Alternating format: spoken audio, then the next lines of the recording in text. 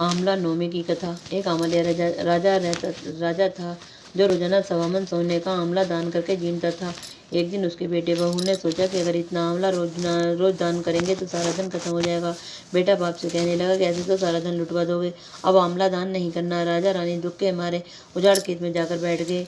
उन्हें वहां भूखे प्यासे बैठे हुए 7 दिन बीत गए। राजा आमला दान नहीं कर सका और आमला दान किए बिना खाना कैसे खाए। जब भगवान ने सोचा कि अगर मैं इसका सत नहीं रखूंगा तो दुनिया में कोई मुझको नहीं मानेगा। भगवान ने राजा से सपने में कहा कि तू उठ और देख, तेरे पहले जैसा ही राजपाट हो रहा है, आमले का पेड़ उग रहा है, उठकर आमला दान करो। और जीमो राजा रानी ने उठकर देखा तो पहले जैसा ही राजपाट और सोने का आमला हो रहा था। वे लोग रोजाना पहले की तरह सवामन सोने का आमला दान करने लगे। उधर बहू बेटे के अंधाता से बैर पड़ गई।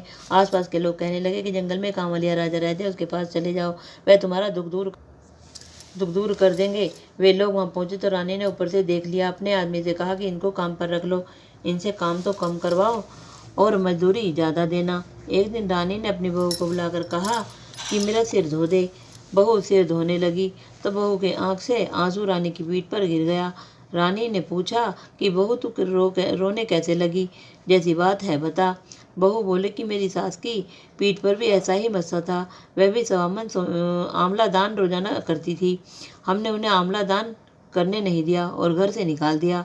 जब सास बोली कि हम ही तुम्हारे सास ससुर हैं, तुमने तो हमें निकाल दिया, लेकिन भगवान ने हमारा सच रखा। हे भगवान, जैसे राजा रानी का सच रखा वैसे सबका रखना। कहते सुनते हुंकारा भरते सबका भला करना, हमारा भी भला करना, हमारे